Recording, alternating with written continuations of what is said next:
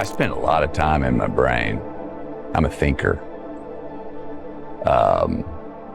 I probably have to remind myself more to live and to allow that.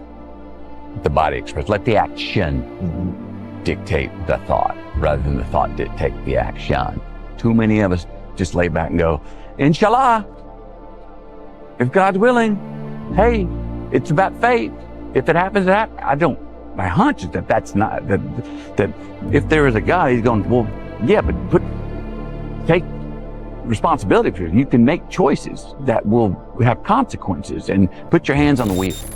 Quem pensa demais entende. A cabeça vira um quarto onde as luzes nunca se apagam, onde cada pensamento tem inúmeras versões, onde o passado e o futuro se misturam, enquanto o presente passa despercebido. Pensar demais é carregar peso quando ninguém está olhando. É se preocupar com tudo, inclusive com o que nem existe. É prever cenários que nunca vão acontecer, mas que mesmo assim te consomem. O excesso de pensamento é como dirigir com o freio de mão puxado. O motor está ligado, mas você não sai do lugar. E tem algo curioso aqui. Muita gente vai dizer que isso é ansiedade, que é coisa da sua cabeça, que você complica demais, que devia relaxar, não pensar tanto, deixar rolar. Mas o que essas pessoas esquecem é que às vezes isso não é ansiedade, é consciência demais, é inteligência demais num mundo raso, é perceber nuances que outros ignoram, é enxergar padrões que muitos nem sabem que existem, é imaginar possibilidades enquanto outros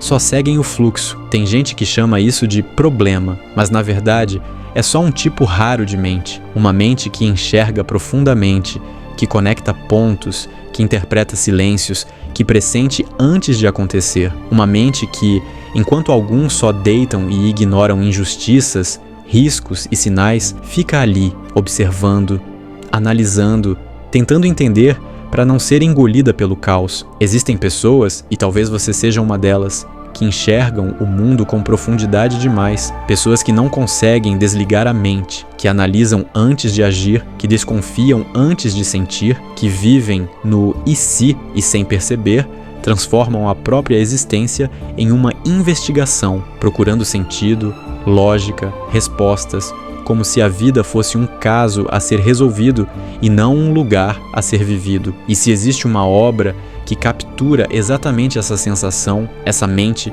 que nunca repousa, essa filosofia cortante, esse peso invisível de pensar demais, é True Detective. Rust Cohle, interpretado pelo próprio Matthew McConaughey, não é apenas um detetive, ele é a personificação dessa luta interna, um homem que vive perdido em teorias, memórias e dores antigas, um ser tão mergulhado no pensamento que quase não existe no mundo físico. Rust pensa tanto que a realidade fica distante. Ele investiga o mundo com uma clareza brutal, mas tropeça em sua própria consciência. Ele é o retrato do que acontece quando a mente domina tudo.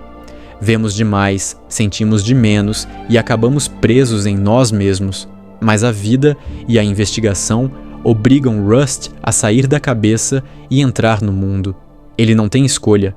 Ele precisa agir, encarar o mal, correr riscos, fazer o que tem que ser feito. É a ação puxando o pensamento.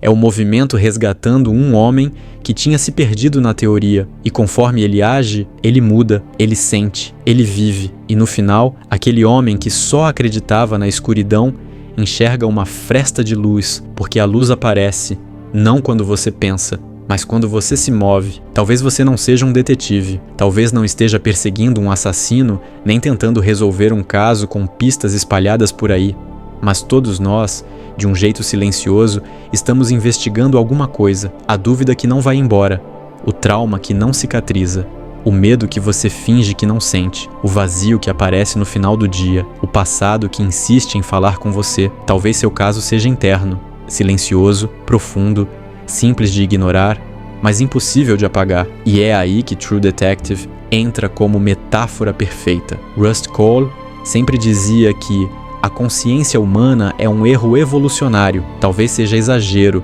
mas quem pensa demais entende essa sensação. A mente fica tão afiada que vira arma, contra o mundo e principalmente contra você. Rust investiga monstros lá fora, mas os monstros mais perigosos são os que ele carrega por dentro, os que ele tenta silenciar com filosofia, lógica e frieza, os que aparecem toda vez que ele fecha os olhos e vê o passado se movendo como um filme arranhado. E você talvez também carregue esses monstros, talvez também viva com camadas demais. Camada 1, o que você mostra.